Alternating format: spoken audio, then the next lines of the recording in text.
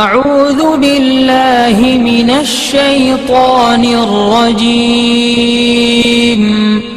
بسم اللہ الرحمن الرحیم. ہی ہو سکے گی ایک عظیم جرنیل کی کہانی جس نے روم اور فارس کے ایوانوں میں لرزہ طاری کر دیا، جسے نبی اکرم صلی اللہ علیہ وسلم نے سیف اللہ کا خطاب دیا. تو آئیے سنتے ہیں سیدنا خالد بن ولید رضی اللہ عنہ. اللہ کی راہ میں جہاد کرو جیسا کہ جہاد کرنے کا حق ہے، اسی نے تمہیں برگزیدہ بنایا ہے اور تم پر دین کی کسی بات میں تنگی نہیں ڈالی، اور تمہارے لیے تمہارے باپ ابراہیم کا دین پسند کیا. اللہ نے پہلے یعنی پہلی کتابوں میں تمہارا نام مسلم رکھا تھا، اور اس کتاب میں بھی تمہارا یہی نام رکھا ہے. جو مسلمان گھروں میں بیٹھ رہتے اور لڑنے سے جی چراتے ہیں اور کوئی عذر نہیں رکھتے، وہ اور جو اللہ کی راہ میں اپنے مال اور جان سے لڑتے ہیں، وہ دونوں برابر نہیں ہو سکتے.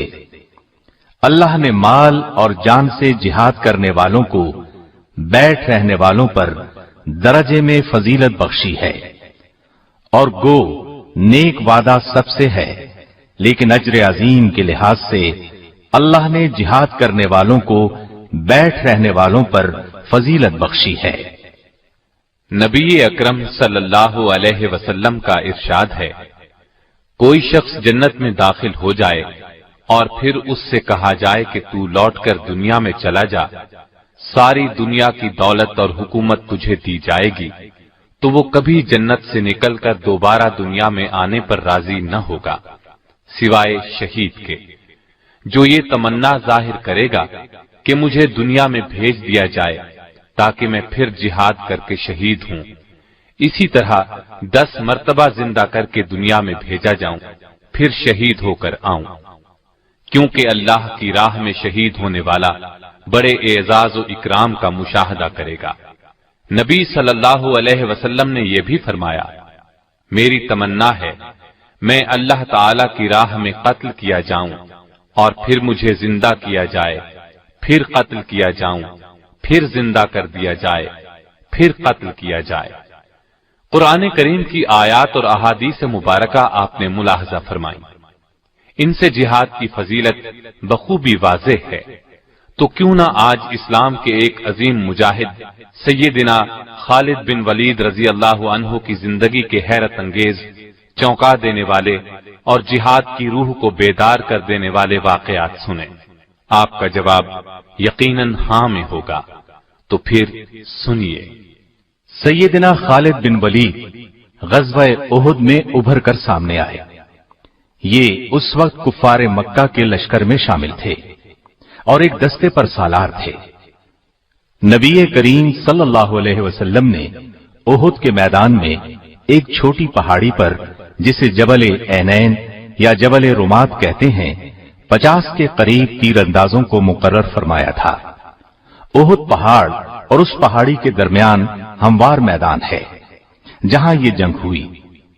اس پہاڑی پر تیر اندازوں کو اس لیے مقرر فرمایا تھا تاکہ دشمن پیچھے سے حملہ نہ کر سکے. احد کی لڑائی شروع ہوئی. مسلمان بے جگری سے لڑے اور کفار کے پاؤں اکھڑ گئے. وہ بدحواس ہو کر بھاگے. مسلمان ان کا پیچھا کرنے لگے اور مال غنیمت لوٹنے لگے.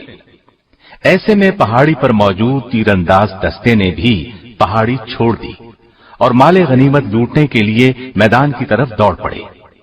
اگرچہ نبی کریم صلی اللہ علیہ وسلم نے انہیں تاکید فرمائی تھی، تم لوگ اس پہاڑی سے نہ ہٹنا، لیکن انہوں نے خیال کیا یہ حکم اس وقت تک کے لیے تھا جب تک کفار شکست کھا کر بھاگ نہ کھڑے ہوں. ان کے سالار عبداللہ بن زید نے انہیں روکا بھی تھا، لیکن وہ نہ رکے. وہ اپنے چند ہمراہیوں کے ساتھ وہیں کھڑے رہے. ادھر بھاگتے دشمنوں میں سے خالد بن ولید کی نظر اس پہاڑی پر پڑی. ان کی تیز نظر نے فوراً بھانپ لیا کہ اس طرف سے مسلمان غافل ہیں اور ان پر دوبارہ حملہ کیا جا سکتا ہے۔ پس وہ اپنے دستے کے ساتھ مسلمانوں پر ٹوٹ پڑے اور اس طرح غزوہ احد میں دردناک صورتحال پیش آئی۔ یہ خالد بن ولید کی جنگی صلاحیت تھی جس نے مسلمانوں کے پاؤں اکھاڑ دیے۔ گویا اسلام لانے سے پہلے بھی یہ اپنی صلاحیتوں کا لوہا منوا چکے تھے۔ اسلام نے ان کی شخصیت میں جو جلا پیدا کی، اب اس کا حال سنیے۔ اپنے اسلام لانے کا واقعہ خود انہی کی زبانی سنیے۔ فرماتے ہیں، خالد بن ولید فرماتے ہیں، اسلام قبول کرنے سے پہلے میں قریب ہر مارکے میں رسول اللہ صلی اللہ علیہ وسلم کے مقابلے میں خم ٹھونک کر آیا، لیکن ہر مرتبہ آپ کا رعب اور دبدبا میرے دل پر طاری ہوا، یہاں تک کہ اللہ تعالی نے میرے دل میں اسلام کی محبت پیدا کر دی۔ ایک مرتبہ رسول اللہ صلی اللہ علیہ وسلم اپنے صحابہ رضی اللہ عنہم کو میدان جنگ میں ظہر کی نماز پڑھا رہے تھے۔ میں نے دل میں سوچا یہ بہت اچھا موقع ہے، اس وقت حملہ کر دیا جائے تو مسلمانوں کو زبردست نقصان پہنچایا جا سکتا ہے، لیکن حوصلہ نہیں پڑ رہا تھا۔ مجھے یوں لگا جیسے کوئی غیبی طاقت مجھے روک رہی ہے۔ پھر نبی صلی اللہ علیہ وسلم نے اسی میدان میں عصر کی نماز پڑھائی۔ ایک بار پھر سوچا حملہ کروں، لیکن قدم آگے نہ بڑھے۔ اس وقت میں نے جان لیا پردہ غیب سے ان کی مدد ہو رہی ہے۔ یہ یقیناً خطہ عرب بلکہ پوری دنیا پر غالب آئیں گے۔ جب مکہ فتح ہو گیا اور نبی صلی اللہ علیہ وسلم مدینہ واپس تشریف لے گئے تو اس وقت میں اپنے بارے میں سوچنے لگا، اب میں کیا کروں، کہاں جاؤں، حبشہ چلا جاؤں یا شاہ ہرقل کے پاس چلا جاؤں، اپنا آبائی مذہب چھوڑ کر یہودی ہو جاؤں یا عیسائیت اختیار کر لوں، یا کسی اجمی ملک کی راہ لوں، یا اپنے گھر میں بیٹھ رہوں۔ غرض طرح طرح کے سوال ذہن میں آ رہے تھے۔ انہی خیالات میں گم تھا کہ مجھے اپنے بھائی کا خط ملا۔ اس نے لکھا تھا، پیارے بھائی، میرے آقا نبی صلی اللہ علیہ وسلم نے ایک دن مجھ سے آپ کے بارے میں پوچھا تھا کہ خالد کہاں ہے، تو میں نے عرض کیا کہ اے اللہ کے رسول صلی اللہ علیہ وسلم، ایک دن میں خالد کو ضرور آپ کی خدمت میں لے آؤں گا۔ یہ ہو نہیں سکتا کہ میرا ذہین اور فہیم بھائی اسلام جیسی نعمت سے محروم رہ جائے۔ میں خط کے یہ الفاظ پڑھ کر جھوم اٹھا۔ آپ نے مجھے یاد فرمایا تھا۔ اسی دوران میں نے ایک گہری نیند میں خواب دیکھا۔ کیا دیکھتا ہوں، ایک تنگ و تاریک اور بے آب و گیاہ جگہ سے سرسبز، شاداب اور کھلے میدان کی طرف جا رہا ہوں۔ آنکھ کھلی تو دل میں ایک خوشگوار احساس پیدا ہوا اور میں نے مدینے جانے کا پختہ ارادہ کر لیا۔ ساتھ ہی میں نے خواہش کی کہ مدینے کی طرف جانے کے لیے کوئی ساتھی مل جائے۔ میں نے عثمان بن طلحہ رضی اللہ عنہ سے اپنے دلی ارادے کا ذکر کیا۔ وہ خوشی سے میرے ساتھ چلنے کے لیے تیار ہو گیا۔ آخر ہم روانہ ہوئے۔ دوران سفر عمرو بن عاص رضی اللہ عنہ ملے۔ انہوں نے مجھ سے پوچھا، کہاں جا رہے ہو؟ میں نے بتایا، اسلام کی کشش مجھے مدینے کی طرف کھینچے لے جا رہی ہے۔ پھر میں نے ان سے پوچھا، اور آپ کا ارادہ کہاں کا ہے؟ انہوں نے کہا، یہی جذبہ لے کر میں گھر سے نکلا ہوں۔ اب ہم تینوں ایک ساتھ چل پڑے۔ یکم سفر 8 ہجری کو مدینہ طیبہ میں نبی صلی اللہ علیہ وسلم کی خدمت میں حاضر ہوئے۔ میں نے نہایت ادب اور احترام سے آپ کو سلام کیا۔ آپ نے مسکراتے ہوئے میرے سلام کا جواب دیا۔ میں نے کلمہ پڑھ کر اسلام میں داخل ہونے کا اعلان کیا۔ اس پر رسول اللہ صلی اللہ علیہ وسلم نے فرمایا، خالد، تمہاری دانش اور فہم و فراست کی بنا پر مجھے امید تھی کہ تم ایک دن ضرور اسلام قبول کر لو گے۔ میں نے نبی صلی اللہ علیہ وسلم کے ہاتھ پر بیعت کرتے ہوئے عرض کی، اے اللہ کے رسول، میرے لیے اللہ تعالی سے دعا کریں۔ میں لوگوں کو تلوار کے ذریعے اسلام سے روکتا رہا ہوں اور مسلمانوں کے لیے طرح طرح کی مشکلات پیدا کرتا رہا ہوں۔ نبی صلی اللہ علیہ وسلم نے میری پریشانی دیکھ کر فرمایا، گھبراؤ نہیں خالد، اسلام قبول کرنے سے دور جاہلیت کے تمام گناہ خود بخود مٹ جاتے ہیں۔ میں نے عرض کیا، اس کے باوجود میری درخواست ہے، آپ میرے حق میں ضرور دعا کریں۔ چنانچہ نبی صلی اللہ علیہ وسلم نے میرے لیے دعا فرمائی، الہی خالد بن ولید کو بخش دے، الہی خالد بن ولید پر رحم فرما، الہی اس کی جملہ خطائیں معاف فرما، بلا شبہ تو بخشنے والا مہربان ہے۔ خالد بن ولید فرماتے ہیں، میں نے اپنا خواب ابو بکر رضی اللہ عنہ کو سنایا تو انہوں نے تعبیر بیان کرتے ہوئے فرمایا، تنگ و تاریک جگہ سے مراد کفر و شرک کی زندگی ہے، اور سرسبز شاداب میدان سے مراد اسلام ہے۔ اللہ تعالی آپ کو کفر کی تاریکیوں سے اسلام کے وسیع اور روشن میدان کی طرف لے آیا ہے، اسلام قبول کرنا آپ کو مبارک ہو۔ خالد بن ولید کسی خوف یا لالچ کی بنیاد پر اسلام میں داخل نہیں ہوئے تھے۔ نبی کریم صلی اللہ علیہ وسلم کی شخصیت نے انہیں متاثر کیا تھا، اسلام کی عظمت ان کے دل میں گھر کر گئی تھی۔ انہوں نے جب تک اسلام قبول نہیں کیا تھا اس وقت تک یہ مسلمانوں کے خطرناک دشمن تھے۔ غزوہ احد کی مثال ہمارے سامنے ہے، لیکن جب یہی جمع سال مرد میدان اسلام کے پرچم تلے آئے تو ہر موقع پر انہوں نے سچے دل اور خلوص نیت کے ساتھ اسلام کے لیے تن من اور دھن کی بازی لگائی۔ انہوں نے اپنی پوری زندگی حق کی خاطر لڑتے ہوئے گزاری۔ ان کی زندگی میں بعض بہت مشکل لمحات بھی آئے، لیکن ہر مرحلے پر انہوں نے خوف اور نا امیدی کو اپنے قریب نہیں آنے دیا۔ انہوں نے جنگی تاریخ میں ایسے کارنامے انجام دیے کہ دنیا دنگ رہ گئی۔ آپ کی جرت، شجاعت اور عظمت کا اعتراف دشمن نے بھی کیا ہے۔ جرمن فوج کے سپہ سالار سے جب پوچھا گیا آپ کی کامیابی کا راز کیا ہے تو اس نے فوراً کہا، میں میدان جنگ میں مسلم جرنیل خالد بن ولید کے طریقے اپناتا ہوں۔ اس میں کوئی شک نہیں کہ خالد بن ولید ایک مدبر سپہ سالار تھے۔ یہی وجہ تھی کہ قیصر و کسریٰ ان کے قدموں میں آ گرے۔ روم اور فارس کے جنگی وسائل ان کے راستے میں کوئی رکاوٹ نہ بن سکے۔ ابتدا سے لے کر آخر تک ہر مارکہ حق و باطل میں فتوحات نے ان کے قدم چومے اور شکست کسی بھی میدان میں ان کے نزدیک نہ پھٹک سکی۔ غزوہ موتا میں تو ان کے جوہر کھل کر سامنے آ گئے۔ ہوا یوں کہ نبی کریم صلی اللہ علیہ وسلم نے اپنے ایک جان نثار صحابی سیدنا حارث بن عمیر ازدی رضی اللہ عنہ کو خط دے کر وادی بسرا کے حکمران حارث بن ابی شمر غسانی کی طرف روانہ کیا۔ ابھی وہ شام کے صوبے بلقا کی موتا نامی بستی میں پہنچے تھے کہ صوبے کے گورنر شرابیل بن عمر غسانی کو ان کی آمد کی اطلاع ہو گئی۔ اس نے انہیں گرفتار کر کے بے دردی سے شہید کر دیا۔ یہ غمناک خبر جب نبی کریم صلی اللہ علیہ وسلم تک پہنچی تو آپ بہت رنجیدہ ہوئے۔ اس کے علاوہ 15 صحابہ پر مشتمل ایک تبلیغی جماعت سرزمین شام میں مصروف تھی۔ ان تمام صحابہ کو دھوکہ دے کر بے دردی سے شہید کر دیا گیا۔ انہی ایام میں شاہ روم نے مدینہ منورہ پر چڑھائی کی دھمکی دی۔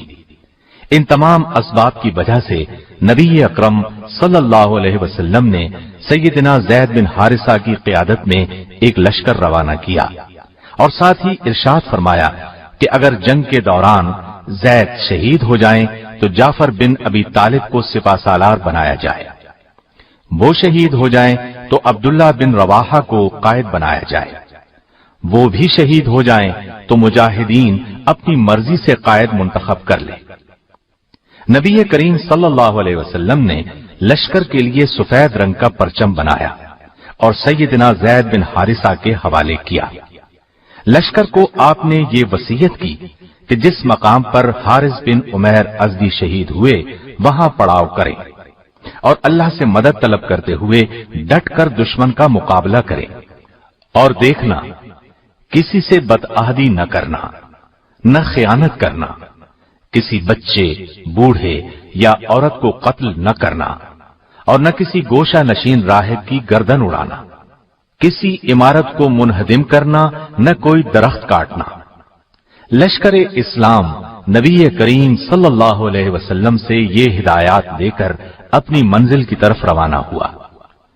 सरहदी सूबे बलका पहुंचा तो मालूम हुआ शाह रूम हिरकल ने इन मुट्ठी भर मुसलमानों के मुकाबले के लिए एक बहुत बड़ा लश्कर भेजा है और वो मैदान में पड़ाव डाले बैठा है। चुनाचे मुजाहिदीन रास्ता बदलकर मूता के मकाम पर पहुंच गए। मुजाहिदीन की कुल तादाद 3000 थी, जबकि रूमियों का लश्कर 2 लाख था। मुसलमानों ने बहुत बेजिगरी से दुश्मन का मुकाबला किया। घमसान का रंग पड़ा। सैयदना ज़ैद बिन हारिसा ने अपनी कायदाना जिम्मेदारी का एहसास करते हुए बहुत जोरदार हमला किया। अपनी मुट्ठी भर फौज के साथ चारों तरफ से दुश्मन पर टूट पड़े।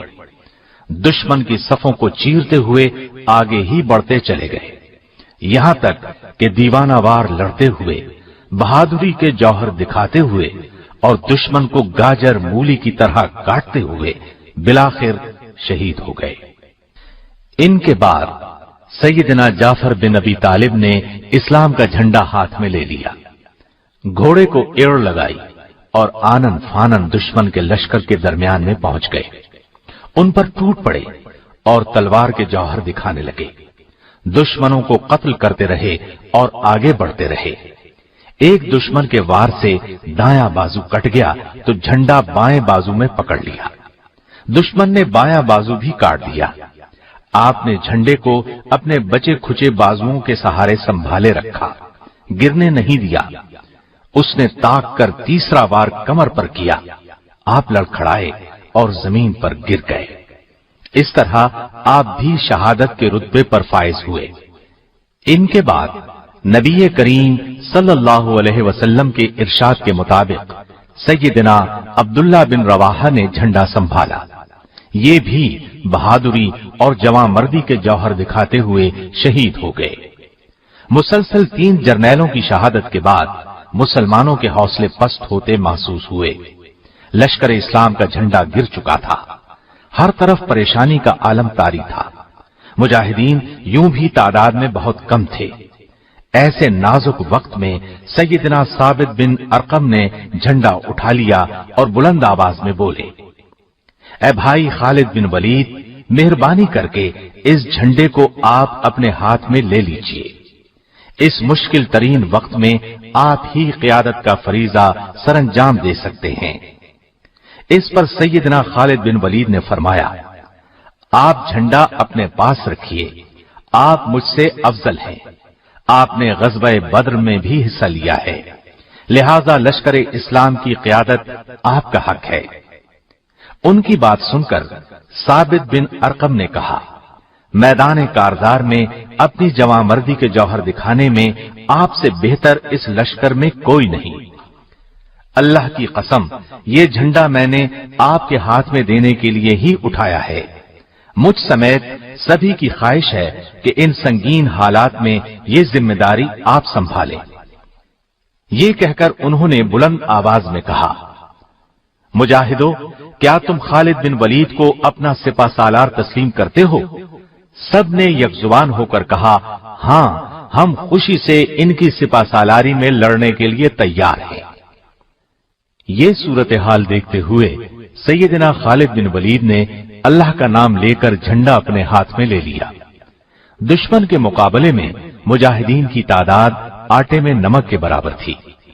मुजाहिदीन की कमान हाथ में लेते ही सैयदना खालिद बिन वलीद ने यह हिकमत अमली इख्तियार की कि चंद घुड़सवारों के जिम्मे ये काम लगाया कि लश्कर से पीछे हटकर सिर्फ घोड़े दौड़ाते रहें। उन्होंने जब ये काम शुरू किया तो वहां गर्दो गुबार उठने लगा। रूमी लश्कर ये सूरत देखकर खौफजदा हो गया। उसने ख्याल किया कि मुसलमानों को कुमक पहुंच गई है, इसलिए उनके हौसले पस्त होने लगे। खालिद बिन वलीद ने अपनी फौज को पीछे सरकाना शुरू किया और बड़ी एहतियात और हिफाजत से अपने लश्कर को दुश्मन के नरगे से निकाल लाए, वरना इस्लामी फौज पूरी तरह रूमी फौज के नरगे में आ चुकी थी। پھر انہوں نے دوسرے دن لڑائی شروع ہوتے ہی زوردار حملہ شروع کیا۔ رومیوں کے پرخچے اڑانے لگے۔ ان کے ہاتھ سے اس روز 9 تلواریں ٹوٹی۔ مسلمانوں کے لشکر کو ان کے نرغے سے نکال کر لے آنا سیدنا خالد بن ولید کا ایک بہت بڑا کارنامہ تھا، کیونکہ رومی فوج 60 گنا تھی اور مسلمان فوج کا نقصان بھی کم سے کم ہوا۔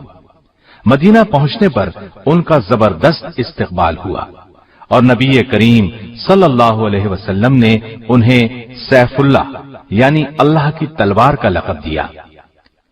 آپ کے ذہن میں یقیناً سوال ابھر رہا ہوگا کہ اسلام لاتے ہی جنہوں نے یہ کارہائے نمایاں انجام دے ڈالے، وہ اسلام لانے سے پہلے کیسے تھے، کیا کرتے رہے؟ تو آئیے ہم ایک نظر ان کی اسلام سے پہلے کی زندگی پر بھی ڈال لیں۔ عرب کے تپتے ریگستان میں آپ نے پرورش پائی، بچپن ہی سے فنون سپاہگری کی طرف متوجہ ہو گئے۔ ان کی جنگ جویانہ صلاحیتوں کو دیکھتے ہوئے قوم کی حفاظت ان کے سپرد کی گئی۔ گھڑ سواری کی تربیت بھی لی تھی۔ بلند مرتبت خاندان سے تعلق تھا۔ جوانی ہی میں طاقتور اور بہادر سپاہی شمار ہونے لگے، یہاں تک کہ پورے عرب میں مشہور ہو گئے۔ ایسے میں انہیں معلوم ہوا کہ قریش کے ایک نوجوان نے دعویٰ کیا ہے کہ اس پر اللہ کی طرف سے وحی آتی ہے۔ پھر انہوں نے رسول اللہ صلی اللہ علیہ وسلم کو لوگوں کو یہ دعوت دیتے ہوئے سنا، لوگوں ایک اللہ کی عبادت کرو، پتھر کے بتوں کی پوجا چھوڑ دو۔ یہ دعوت سن کر خالد بن ولید نے محسوس کیا یہ دعوت تو ان کی قوم کے حق میں تباہ کن ثابت ہوگی۔ ان کی پوری قوم کی رائے یہی تھی، لہذا وہ کچھ اور سوچتے بھی کیسے۔ انہوں نے خیال کیا نیا دین تو ان کی سرداری کو ختم کر دے گا، لہذا وہ بھی قوم کے ساتھ اسلام کے خلاف ڈٹ گئے، دین کی اشاعت کو روکنے پر تل گئے۔ انہوں نے مسلمانوں کے خلاف کئی جنگوں میں حصہ لیا، انہیں بہت نقصان پہنچایا۔ اس کے باوجود انہیں یہ محسوس ہوتا رہتا تھا کہ قریش چاہے کچھ بھی کر لیں، اسلام کی دعوت کو روک نہیں سکیں گے۔ انہوں نے قریش کے ساتھ مل کر نبی صلی اللہ علیہ وسلم اور آپ کے صحابہ کو ستانے کا کوئی موقع ہاتھ سے نہ جانے دیا، مسلمانوں کا مکے میں رہنا ناممکن بنا دیا۔ آخر مسلمان مدینے ہجرت کر گئے۔ دین کے تحفظ کے لیے انہوں نے جوابی جنگ کی ٹھانی، چنانچہ غزوہ بدر کا معرکہ ہوا۔ قریش کے بہت سے سردار مسلمانوں کے ہاتھوں مارے گئے یا قیدی بنا لیے گئے۔ قریش کی اس ذلت آمیز شکست نے خالد بن ولید کو آگ بگولا کر دیا۔ وہ سوچ بھی نہیں سکتے تھے کہ مسلمان اتنی جلدی اس قدر مضبوط بھی ہو سکتے ہیں۔ اب اس وقت انہیں کیا معلوم تھا کہ مسلمانوں کے لیے اللہ تعالی نے آسمان سے مدد نازل فرمائی تھی۔ وہ مسلمانوں کے خلاف کوششوں میں سرگرم ہو گئے۔ بدر کی شکست کے بعد قریش نے فیصلہ کیا کہ مسلمانوں کے خلاف ایک اور جنگ لڑی جائے۔ اسلام کو مٹانے کے لیے 3000 کی فوج تیار کی۔ ساز و سامان سے اس فوج کو لیس کیا گیا اور ارد گرد کے قبائل سے مسلمانوں کے خلاف دشمنی کا معاہدہ کیا۔ اس کے بعد مدینے کی طرف روانہ ہوئے۔ احد کے مقام پر مسلمانوں سے سامنا ہوا، جن کی کل تعداد 700 تھی۔ اس لڑائی کا حال ہم بیان کر ہی چکے ہیں۔ اس میں ان کے جوہر کھل کر سامنے آئے تھے، لیکن قریش نے اس موقع سے فائدہ نہ اٹھایا۔ اس طرح مسلمان پھر پاؤں جمانے کے قابل ہو گئے۔ یہ دیکھ کر خالد بن ولید نے تہیہ کر لیا تھا کہ عرب کے دوسرے قبیلوں کا تعاون حاصل کر کے مسلمانوں کی دعوت کا یکسر خاتمہ کر دیا جائے۔ چنانچہ انہوں نے عرب قبائل کے 10,000 افراد کا ایک بڑا لشکر جمع کیا۔ اسی لیے اس جنگ کو جنگ احزاب کہا جاتا ہے۔ احزاب عربی میں حزب کی جمع ہے، جس کے معنی گروہ کے ہیں، یعنی اس موقع پر سارے اسلام دشمن گروہ اور قبیلے جمع ہو گئے تھے۔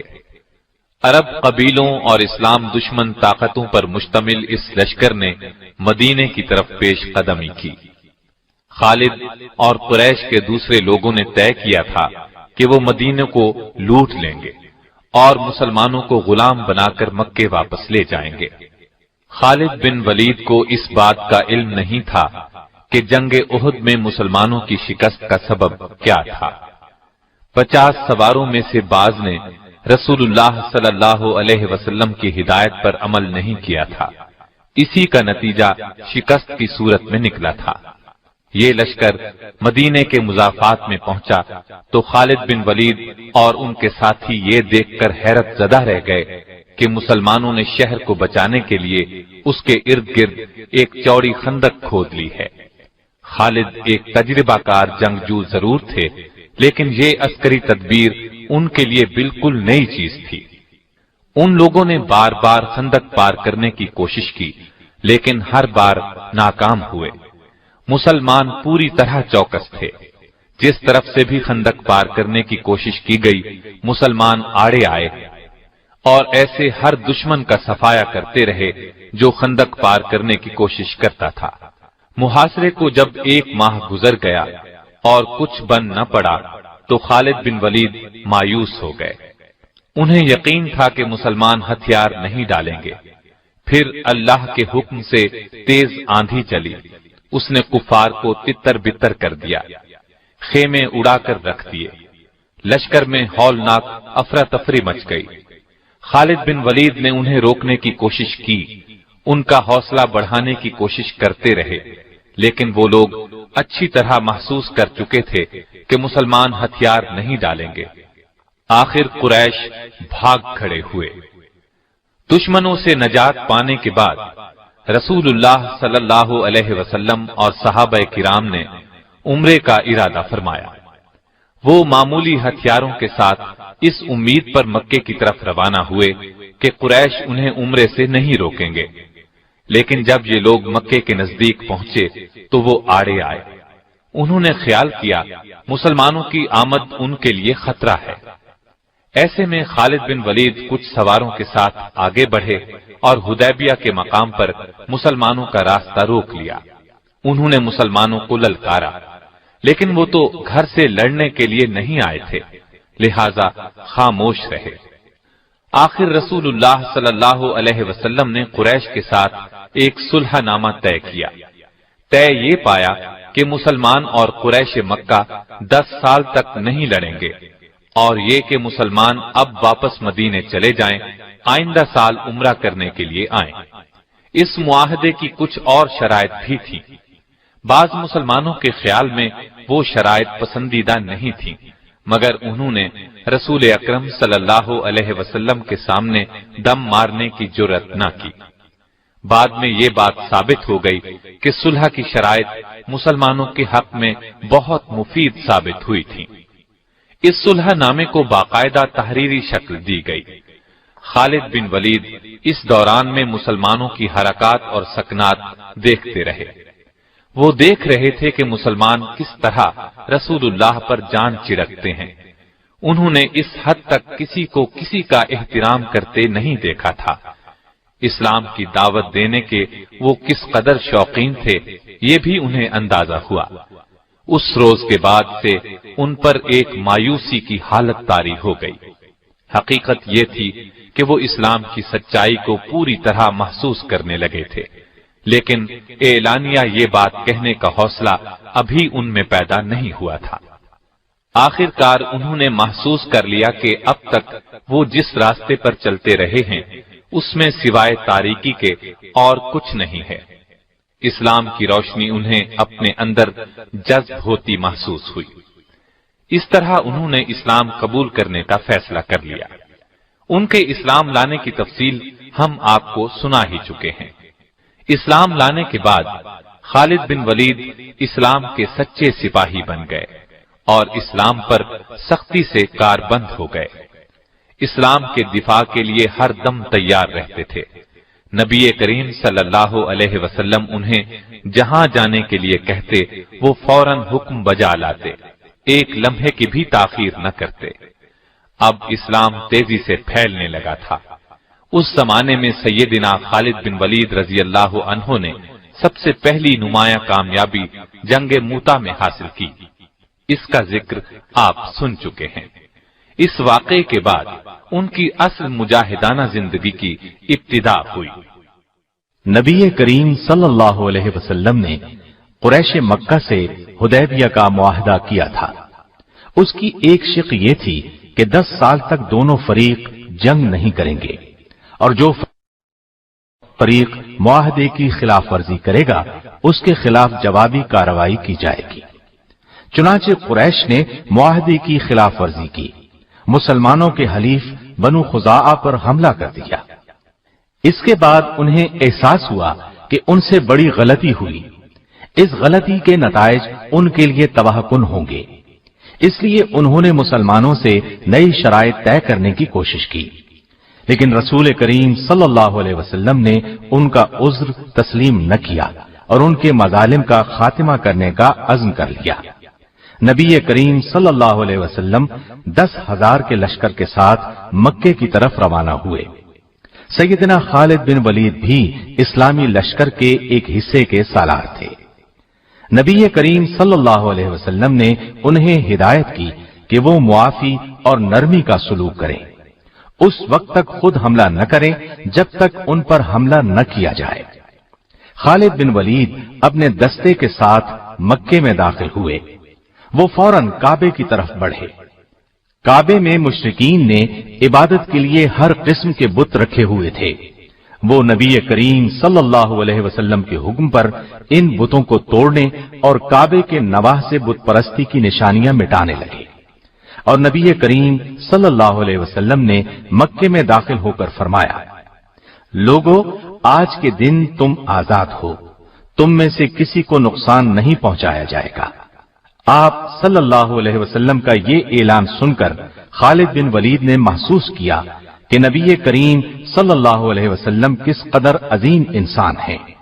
جن لوگوں کے لیے آج عام معافی کا اعلان فرما رہے ہیں، کل انہی لوگوں نے آپ کو طرح طرح سے ستایا تھا، ظلم کے پہاڑ توڑے تھے اور ہر قسم کی زیادتی کی تھی، زیادتیاں کرنے میں کوئی کسر اٹھا نہ رکھی تھی۔ پھر انہوں نے دیکھا اسلام کا پرچم مکے کی ہر عمارت پر لہرا رہا تھا، فضا اللہ اکبر کی صداؤں سے گونج رہی تھی۔ ایسا منظر اس سرزمین نے پہلے کبھی نہیں دیکھا تھا۔ خالد بن ولید دوسرے صحابہ رضی اللہ عنہم کے ساتھ اللہ کے حضور سر بسجود ہو گئے، اس کی اس نعمت کا شکر ادا کرنے لگے جو مسلمانوں کو عطا کی گئی تھی۔ خالد بن ولید رسول اللہ صلی اللہ علیہ وسلم کے بہت نزدیک رہے۔ انہوں نے اسلام کے دشمنوں کے خلاف ہر جہاد میں حصہ لیا۔ نبی کریم صلی اللہ علیہ وسلم نے فتح مکہ کے بعد محسوس کیا کہ قبیلہ حوازن اسلام کے راستے میں رکاوٹ بن رہا ہے۔ آپ نے 12,000 مجاہدین کے ساتھ ان لوگوں پر چڑھائی کی اور انہیں سبق سکھایا۔ خالد بن ولید اس غزوے میں بھی شریک رہے۔ وہ عرب قبائل کو اسلام کے دائرے میں لانے کی تگ و دو کرتے رہے۔ مکے کے ارد گرد کے قبائل پر غلبہ پانے کے بعد مدینہ واپس تشریف لائے اور حج کی تیاری شروع کر دی۔ پھر نبی کریم صلی اللہ علیہ وسلم کی قیادت میں 1,00,000 سے زائد مسلمان حج ادا کرنے کے لیے مکے کی طرف روانہ ہوئے۔ سیدنا خالد بن ولید بھی آپ کے ساتھ تھے۔ انہوں نے میدان عرفات میں نبی کریم صلی اللہ علیہ وسلم کا خطبہ بہت غور سے سنا اور سمجھ گئے کہ آپ کی رحلت کا وقت قریب آ پہنچا ہے۔ حج کے سفر سے واپسی پر نبی کریم صلی اللہ علیہ وسلم علیل ہو گئے۔ تمام صحابہ رضی اللہ عنہم بہت اداس تھے۔ انہیں اس بات کی گھبراہٹ تھی کہ کہیں رسول اکرم صلی اللہ علیہ وسلم رحلت نہ فرما جائیں، جبکہ نبی کریم صلی اللہ علیہ وسلم کی رہنمائی اور قیادت کی ابھی بہت ضرورت تھی۔ آخر کئی روز کی علالت کے بعد نبی کریم صلی اللہ علیہ وسلم دنیا سے رخصت ہو گئے۔ انا للہ و انا الیہ راجعون۔ صحابہ پر غم کا پہاڑ ٹوٹ پڑا۔ خالد بن ولید بھی دوسروں کی طرح بہت غمزدہ تھے۔ آخر کار سب نے یہ حقیقت تسلیم کر لی کہ ہر انسان کو ایک دن یہ عارضی زندگی چھوڑ کر دوسرے جہاں جانا ہے۔ نبی کریم صلی اللہ علیہ وسلم کے بعد سیدنا ابو بکر صدیق رضی اللہ عنہ کو خلیفہ منتخب کر لیا گیا۔ دوسری طرف عرب کے بعض قبائل مرتد ہو گئے۔ چند افراد نے جھوٹی نبوت کا دعویٰ کر دیا۔ انہوں نے مدینے کی مرکزی حکومت کے خلاف ایک فتنہ کھڑا کر دیا۔ خلیفہ اول سیدنا ابو بکر نے مرتدوں کو سبق سکھانے کا فیصلہ فرمایا۔ ان سے مقابلے کے لیے ایک فوج تیار کی۔ طلیحہ بن خویلد وہ ناہنجار شخص تھا جس نے نبی کریم صلی اللہ علیہ وسلم کے بیمار ہونے کی خبر سنتے ہی نبوت کا دعویٰ کر دیا تھا۔ سیدنا ابو بکر صدیق نے خالد بن ولید کو پہلے اس کی طرف روانہ کیا۔ آپ منزل پر پہنچے اور طلیحہ اور اس کے پیروکاروں کو شکست فاش دی۔ خالد بن ولید اس کے بعد مدینہ طیبہ پہنچے۔ صدیق اکبر نے مہاجرین اور انصار کے ایک لشکر کو ان کی قیادت میں دیا اور مسیلمہ کذاب کے مقابلے میں روانہ کیا۔ یہ بھی جھوٹی نبوت کا دعوے دار تھا اور اس نے اپنے گرد بے شمار مرتد جمع کر لیے تھے، گویا ایک لشکر اس کے ساتھ تھا۔ سیدنا خالد بن ولید سے پہلے اکرمہ بن ابی جہل اور شرابیل بن حسنہ کی فوج مسیلمہ سے شکست کھا چکی تھی۔ مسیلمہ کو خالد بن ولید کی آمد کا پتہ چلا تو وہ ان کے مقابلے میں 40,000 کا لشکر لے کر میدان میں آیا۔ دونوں فوجیں آپس میں ٹکرائیں، گھمسان کا رن پڑا، زبردست جنگ ہوئی، لیکن مسیلمہ کے لشکر میں کسی کمزوری کے آثار نظر نہ آئے۔ آخر سیدنا خالد بن ولید نے ایک جنگی حکمت عملی اختیار کی۔ پورے لشکر کو قبائل کی بنیاد پر تقسیم کیا، ہر قبیلے کا ایک کمانڈر نامزد کیا اور سب سے فرمایا جان توڑ کر لڑنا۔ اب میں دیکھوں گا کہ کون سا قبیلہ جنگ میں پسپائی اختیار کر رہا ہے اور کون سا پیش قدمی کر رہا ہے۔ اس طرح ہر قبیلے نے بے جگری سے مقابلہ کیا۔ اس طرح مسیلمہ کی فوج کے پاؤں اکھڑ گئے۔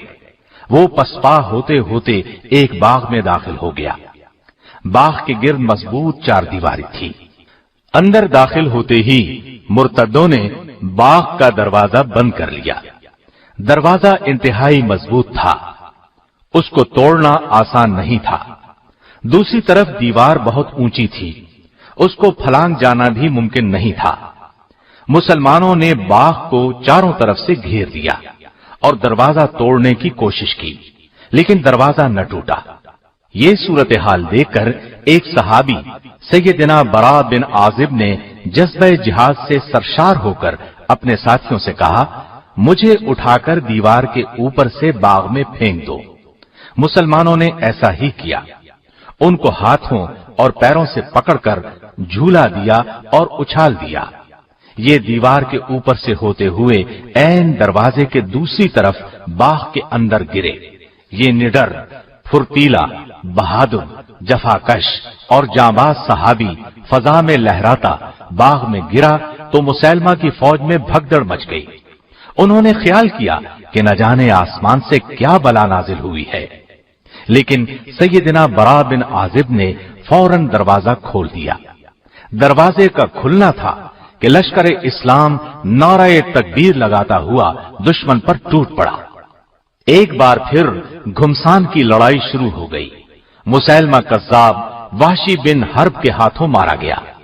یہ وہی وحشی بن حرب ہیں جن کے ہاتھوں غزوہ احد میں سیدنا حمزہ رضی اللہ عنہ نبی کریم صلی اللہ علیہ وسلم کے پیارے چچا نے جام شہادت نوش فرمایا تھا۔ اس کے بعد یہ وحشی بن حرب مسلمان ہو گئے تھے اور آج ان کے ہاتھوں اسلام کا یہ بدترین دشمن اپنے انجام کو پہنچا۔ اس کے علاوہ اس کی فوج کے قریباً 1000 افراد بھی مارے گئے۔ باغ کے اندر ہر طرف لاشیں دکھائی دے رہی تھیں۔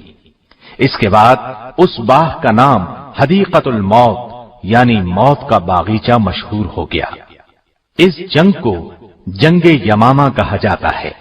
سرزمین عراق پر سیدنا خالد بن ولید کی قیادت میں پہلی جنگ ذات السلاسل لڑی گئی۔ اسے جنگ حزیر بھی کہا جاتا ہے۔ حزیر خلیج فارس کے قریب واقع ہے۔ مدینے سے بصرہ جاتے ہوئے پہلے حزیر آتا ہے۔ یہاں کا حاکم ہرمز تھا۔ یہ ایران کی حکومت کے ماتحت تھا۔ اس کی ٹوپی میں ہیرے جڑے ہوئے تھے۔ سیدنا خالد بن ولید 10,000 مجاہدین کے ساتھ عراق کی جانب روانہ ہوئے۔ عراق کی سرحد پر پہنچے تو سیدنا مثنی بن حارثہ 8,000 مجاہدین کے ساتھ ان سے آ ملے۔ اب خالد بن ولید نے لشکر کو 3 حصوں میں تقسیم کیا۔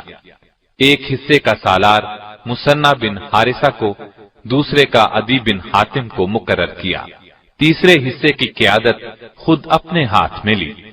ادھر ہرمز نے اپنی فوج کی صف بندی اس طرح کی کہ دائیں اور بائیں حصے پر شاہی خاندانوں کے جفاکش شہزادے بطور سالار مقرر کیے۔ میدان جنگ میں جمے رہنے کے لیے تمام فوجی جوانوں نے اپنے آپ کو زنجیروں میں باندھ لیا۔ عربی میں زنجیروں کو سلاسل کہتے ہیں۔ اسی مناسبت سے اس جنگ کا نام جنگ ذات السلاسل مشہور ہوا۔ جنگ شروع کرنے سے پہلے سیدنا خالد بن ولید نے ایرانیوں کو اسلام کی دعوت دی۔ ان کے انکار پر آخر جنگ کا آغاز ہوا۔ ہرمز کی فوج نے اس میدان میں پہلے پہنچ کر دریا پر قبضہ کر لیا تھا۔ سیدنا خالد بن ولید نے یہ دیکھ کر اپنی فوج کو صحرا کی طرف پیش قدمی کا حکم دیا۔ وہاں سورج آگ اگل رہا تھا۔ آخر کار وہ کاظمہ نامی مقام پر پہنچ گئے۔ اس طرح انہوں نے دشمن کو پانی کے چشمے چھوڑنے پر مجبور کر دیا۔ آخر دشمن سے ٹکراؤ ہوا۔ ہرمز ان کے مقابلے میں آیا۔ خالد بن ولید نے اس پر ایسا کاری وار کیا کہ وہ اپنے ہی خون میں نہا کر گھٹنوں کے بل گرا۔ ہرمز کے قتل سے ایرانی فوج کا جوش جاتا رہا۔ مسلمانوں کا رعب ان کے دلوں میں بیٹھ گیا۔ اس کے بعد پرجوش حملوں کی تاب نہ لا کر وہ منتشر ہو گئے۔ فارسیوں کا بہت زیادہ نقصان ہوا۔ مسلمانوں نے ان کا تعاقب کیا اور بے شمار فارسیوں کو تہس نہس کر دیا۔ اس طرح انہیں مسلمانوں کے ہاتھوں شرمناک شکست سے دوچار ہونا پڑا۔ اس جنگ کی نمایاں بات یہ تھی کہ خالد بن ولید نے دشمن کی جنگی حکمت عملی کو ناکام بنا دیا اور انہیں اپنی حکمت عملی کے تحت لڑنے پر مجبور کر دیا۔ جنگ کے بعد انہوں نے مدینے میں مال غنیمت میں شامل ایک ہاتھی بھی بھیجا۔ مدینے کے لوگوں نے زندگی میں پہلی بار ہاتھی دیکھا۔ وہ اس قدر ڈیل ڈول والے عجیب و غریب جانور کو دیکھ کر حیران رہ گئے۔ اس لڑائی میں ہرمز کی ایک ٹوپی بھی ہاتھ لگی۔ اس ٹوپی میں نہایت بیش قیمت ہیرے جواہرات جڑے ہوئے تھے۔ مال غنیمت کی تقسیم کے وقت یہ ٹوپی سیدنا خالد بن ولید کے حصے میں آئی۔ اس کی قیمت کا اندازہ لگایا گیا۔ وہ قریباً 1,00,000 درہم کی ثابت ہوئی۔ پے در پے فتوحات نے جہاں کفار کے اندر ہلچل مچا دی تھی، وہاں مسلمانوں کے حوصلے بہت بلند کر دیے تھے۔ مسلمانوں کا سیل رواں کسی کے روکے رک نہیں رہا تھا۔ بلا شبہ یہ دور مسلمانوں کی تاریخ کا تابناک ترین دور تھا۔ ہیرا اور اب اللہ کے درمیان دریائے فرات کے کنارے الیس نامی علاقہ ہے۔ عراق میں آباد عرب قبائل نے ایرانیوں کے ساتھ مل کر اسلامی لشکر کا مقابلہ کرنے کا پروگرام ترتیب دیا۔ یہ قبائل مسلمانوں سے پے در پے شکست کھانے کے بعد مسلمانوں کے خلاف بکھرے ہوئے تھے، چنانچہ اس علاقے میں جمع ہوئے۔ ادھر سیدنا خالد بن ولید نے اس مقام پر پہنچ کر دشمن پر حملہ کیا۔ دشمن کے لشکر میں نامی گرامی شاہ سوار مالک بن قیس موجود تھا۔ وہ آپ کے مقابلے پر آیا۔ آپ نے ایک ہی وار میں اسے ڈھیر کر دیا۔ یہ منظر دیکھ کر دشمن فوج پر ہیبت طاری ہو گئی۔ لشکر کے لیے کھانا تیار تھا، لیکن ان پر ایسا خوف طاری ہوا کہ کھانا میدان میں چھوڑ کر بھاگ نکلے۔ اس کھانے میں سفید چپاتیاں تھیں جن سے مسلمان ناآشنا تھے۔ انہوں نے ایسا کھانا پہلی مرتبہ دیکھا تھا۔ مسلمانوں نے بھاگتے ہوئے دشمن کا تعاقب کیا اور انہیں کاٹتے چلے گئے۔ اس لڑائی کو جنگ الیس کہتے ہیں۔ काफिरों के 70,000 के करीब आदमी मारे गए। इसके बाद सैयदना खालिद बिन वलीद हीरा की तरफ मुतवज्जे हुए। अरब कबाइल को काबू में रखने के लिए जरूरी था कि हीरा पर कब्जा किया जाए, इसलिए इस अजीम जर्नैल ने हीरा का रुख किया। ये इलाका भी दरियाए फुरात के किनारे वाक़ था। सैयदना खालिद बिन वलीद ने कश्तियों के जरिए रास्ता तय किया। उधर हीरा के गवर्नर को इस्लामी लश्कर की पेश कदमी का इल्म हुआ। उसने अपने बेटे की कमान में बहुत से जंगजू रवाना किए ताकि मुसलमानों की पेश कदमी को हीरा से पहले ही रोक दिया जाए। गवर्नर का बेटा खालिद बिन वलीद के मुकाबले में आया। वो उनके हाथों कत्ल हुआ। बेटे के कत्ल की खबर सुनकर गवर्नर घबरा गया और किले में बंद हो गया। हीरा में बहुत मजबूत और आलीशान किले तामीर किए गए थे ताकि जरूरत के वक्त उनको अपनी हिफाजत के लिए काम में लाया जाए। लिहाजा अहले हीरा मुजाहिदीन से खौफजदा होकर किले में चले गए। मुजाहिदीन ने भी किले का मुहासरा कर लिया। एक दिन और एक रात मुहासरा जारी रहा। आखिर किसी तरह चंद मुजाहिदीन किले में दाखिल हो गए। अहले हीरा पहले ही हौसला हार चुके थे, इसलिए सुलह पर आमादा हो गए। उन्होंने सालाना 1,90,000 दिरहम जिज़्या अदा करना कबूल किया और ये भी तय हुआ कि अहले हीरा मुजाहिदीन के लिए ईरान के खिलाफ जासूसी की खिदमत अंजाम देंगे। तय पाया कि मुजाहिदीन उनकी इबादतगाहों को कोई नुकसान नहीं पहुंचाएंगे। सैयदना खालिद बिन वलीद ने 1 साल हीरा में क़याम किया। इस 1 साल के अरसे में इर्द गिर्द फौजी दस्ते भेजकर नुमाया कामयाबियां हासिल की। सैयदना खालिद बिन वलीद की देरीना ख्वाहिश थी कि इस्लामी रियासत की शिमाली सरहदों पर रोमियों का कला कमा किया जाए। चुनाचे उन्होंने 36,000 का लश्कर जमा किया। दिलेर और तजर्बाकार सालारों को उसकी क़यादत सौंपी। लश्कर को कई दस्तों में तकसीम किया। उन्हें हुक्म दिया कि अलग अलग दस्तों की सूरत में आगे बढ़ें और यरमूक के मकाम पर जा मिलें। इस्लामी लश्कर जब तयशुदा प्रोग्राम के मुताबिक यरमूक के मकाम पर जमा हुआ तो पता चला कि उनके मुकाबले में 2 लाख का लश्कर सफारा हो चुका है। इस्लामी लश्कर के सालारों ने आपस में मशवरा किया और इस नतीजे पर पहुंचे कि दानिशमंदी का तकाजा यह है कि खलीफा को इस सूरत हाल की इत्तला दी जाए। मदीने में सैयदना अबू बकर सिद्दीक को सूरत हाल का इल्म हुआ तो उन्होंने खालिद बिन वलीद की तरफ कासिद रवाना किया। वो उस वक्त इराक के महाज पर थे। कासिद के जरिए उन्हें खलीफा का पैगाम मिला कि वो शाम पहुंचकर रूमियों के खिलाफ इस्लामी लश्कर की क़यादत करे। खालिद बिन वलीद रवाना हो गए। उनका सफर बहुत मुश्किल था। सहरा में से सफर करते हुए वो अपने 8,000 सिपाहियों के साथ आखिर यरमूक में मौजूद इस्लामी लश्कर से जा मिले। उन्होंने एहतियात से सूरत हाल का जायजा लिया। लड़ाई का बाकायदा मंसूबा तैयार किया। उन्होंने देखा कि इस्लामी लश्कर 4 सालारों के तहत बटा हुआ है। इस वजह से एक मुत्तहिदा जंग लड़ना मुश्किल होगा। उन्होंने सालारों से मशवरा किया। उन्हें कायल किया कि सब दस्ते इकट्ठे कर लें ताकि कामयाब लड़ाई लड़ी जा सके। उस वक्त उन्होंने फौज के सामने ये तकरीर की, हमारा आज का दिन अल्लाह के लिए वक्फ है। दुश्मन पर फख्र या गुस्से के इजहार का कोई फायदा नहीं होगा। इखलास के साथ इस जिहाद में हिस्सा लो और अल्लाह की खुशनूदी के हकदार बन जाओ। अपने साथियों से उन्होंने ये दरखास्त की कि पहले रोज फौज की कमान उन्हें संभालने दी जाए। सब सालार उनकी कमान पर रजामंद हो गए। जंग शुरू होने से पहले रूमी सालार हामान ने खालिद बिन वलीद से मुलाकात की ख्वाहिश जाहिर की। वो मुलाकात के लिए तैयार हो गए। हामान ने उनसे कहा, हमारे इल्म में ये बात आई है कि तुम गुर्बत की वजह से अपने मुल्क से निकल आए हो। तुम चाहो तो मैं तुम में से हर एक को 10 दीनार कपड़े और खुराक दे सकता हूं। शर्त यह है कि अपने मुल्क में वापस चले जाओ। अगले साल भी मैं तुम्हें इसी कदर इनाम दूंगा। उसकी बात सुनकर खालिद बिन वलीद ने कहा, ये गुर्बत नहीं जो हमें यहां लाई है, बल्कि हम तो तुम्हारा खून पीना चाहते हैं। ہمیں بتایا گیا ہے کہ تمہارا خون لذیذ ترین ہے۔ یہ کہہ کر خالد بن ولید اپنی فوج میں واپس آئے۔ انہوں نے میدان جنگ کا جائزہ لیا اور رومیوں کے لشکر جرار کا مقابلہ کرنے کے لیے اپنی فوج کو دستوں میں تقسیم کر کے صف بندی کی۔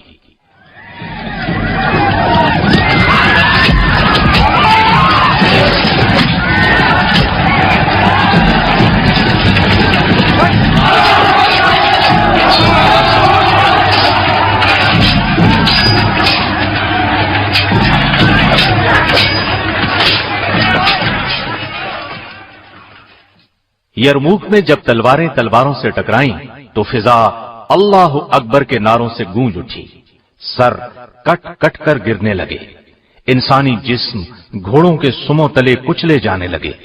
دونوں فوجیں سارا دن لڑتی رہیں، شام کو اپنے پڑاؤ میں چلی گئیں۔ دوسرے دن اسلامی لشکر نے رومی فوج کے قلب پر حملہ کیا اور ان کی صفیں درہم برہم کر دی۔ بلاخر رومیوں کے پاؤں اکھڑ گئے، انہوں نے پیٹھ دکھائی اور بھاگنے لگے۔ مسلمانوں نے تعاقب کیا اور انہیں گاجر مولی کی طرح کاٹتے چلے گئے۔ بہت دور تک پیچھا کرنے کے بعد لوٹے۔ رومیوں کا بے پناہ نقصان ہوا، رسوائی الگ پلے پڑی۔ یہ بات بھی نہیں کہ خالد بن ولید صرف ایک جنگجو تھے، وہ اسلام کی عظمت کا ایک نشان بھی تھے، سچے مسلمان تھے، صرف اللہ کی رضا کے لیے ہر کام کرتے تھے۔ ان کی زندگی میں ایک نازک لمحہ آیا تھا، لیکن وہ اس وقت بھی ایک کھرے مسلمان ہی ثابت ہوئے۔ یرموک کی یہ لڑائی ہو رہی تھی، جنگ کا میدان گرم تھا۔ ایسے میں مدینے سے ایک قاصد آ پہنچا۔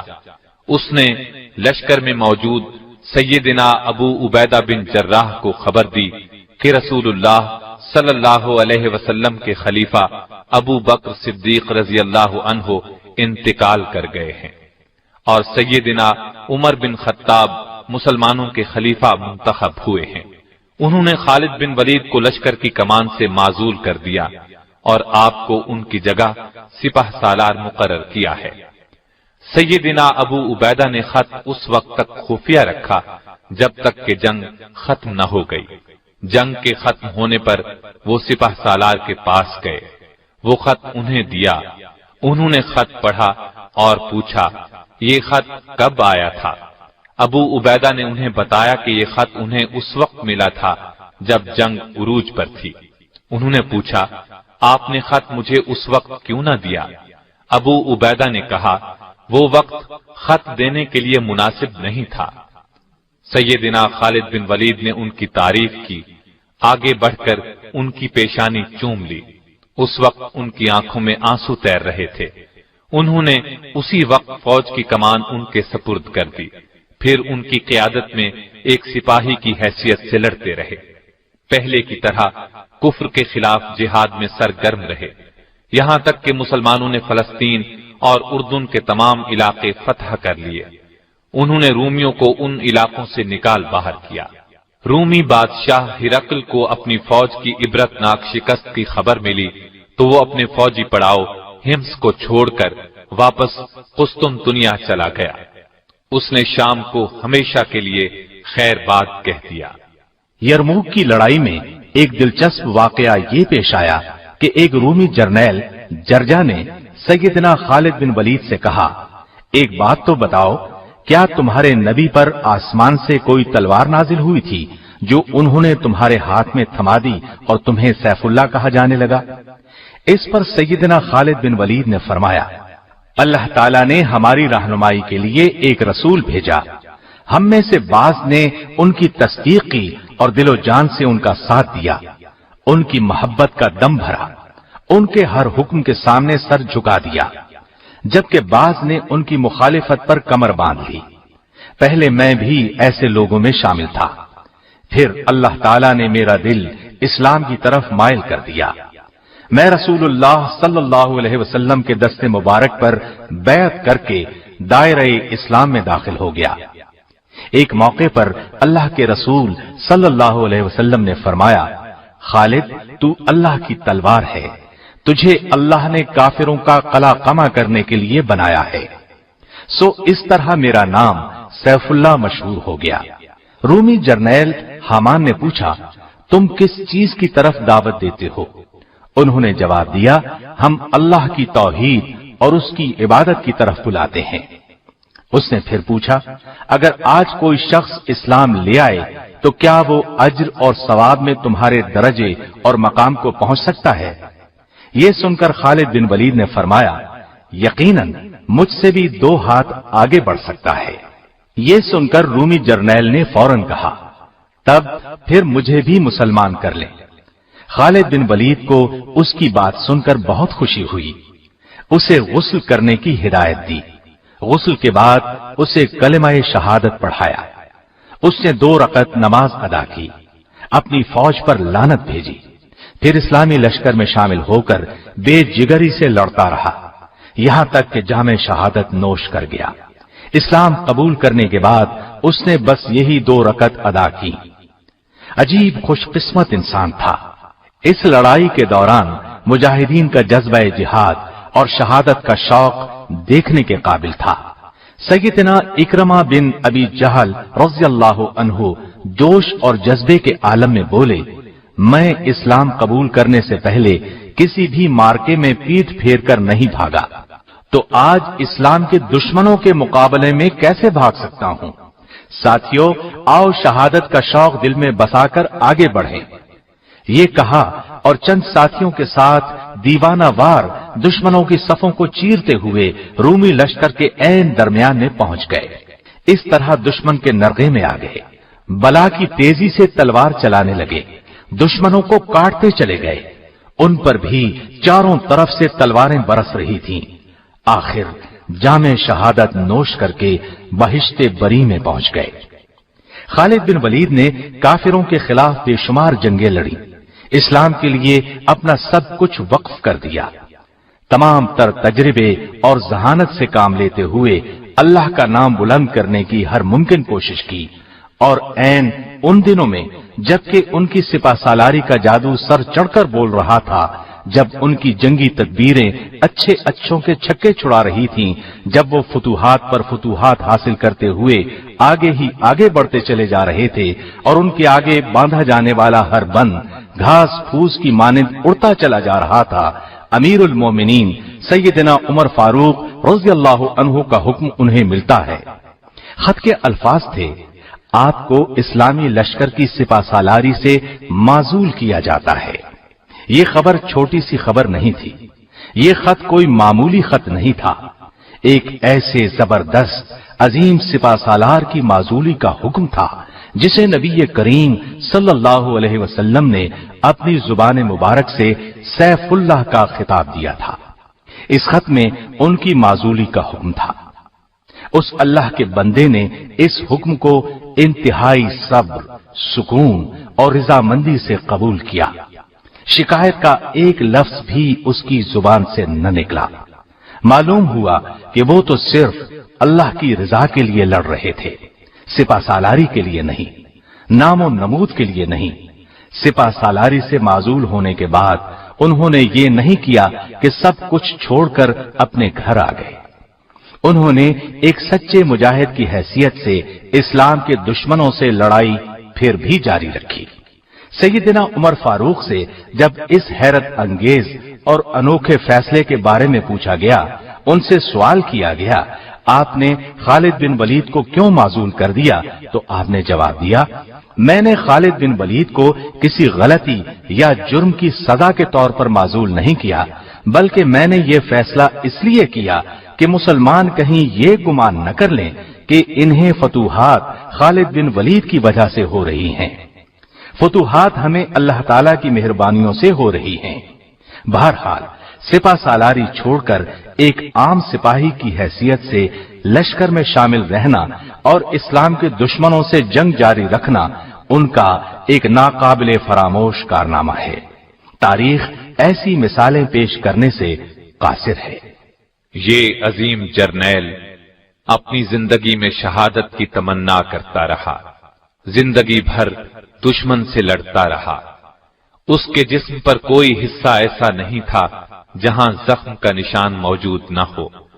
لیکن اللہ کی قدرت شہادت کی موت ان کے نصیب میں نہیں تھی۔ دشمن جس کا نام سن کر کانپ جاتا تھا، وہ اپنی زندگی کے آخری دنوں میں ہمس شہر میں بستر پر لیٹا تھا اور آنسو بہاتے ہوئے غمگین انداز میں کہہ رہا تھا، افسوس، آج میں بستر کی موت مر رہا ہوں۔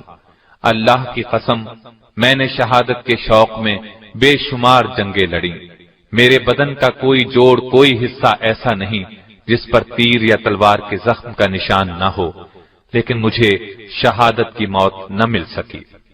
اور ان الفاظ کے ساتھ ہی ان کی روح پرواز کر گئی۔ انا للہ و انا الیہ راجعون۔ ان کے انتقال کی خبر جب امیر المؤمنین سیدنا عمر فاروق کو ملی تو آپ بہت رنجیدہ ہوئے، اور جب آپ کو پتا چلا کہ انہوں نے ایک گھوڑا اور جنگ میں استعمال ہونے والے ہتھیاروں کے سوا پیچھے کچھ نہیں چھوڑا تو آنکھوں میں بے اختیار آنسو آ گئے اور فرمایا، خالد واقعی عظیم انسان تھا۔ ان کا جنازہ اٹھایا گیا تو والدہ نے غم میں ڈوبے ہوئے لہجے میں کہا، میرے بچے، تو بلا شبہ ہزاروں میں ایک تھا، شیر سے بڑھ کر دلیر تھا اور دریا سے بڑھ کر سخی تھا۔ تو نے امت مسلمہ کا دفاع اسی طرح کیا جس طرح شیر اپنے بچوں کی حفاظت کرتا ہے۔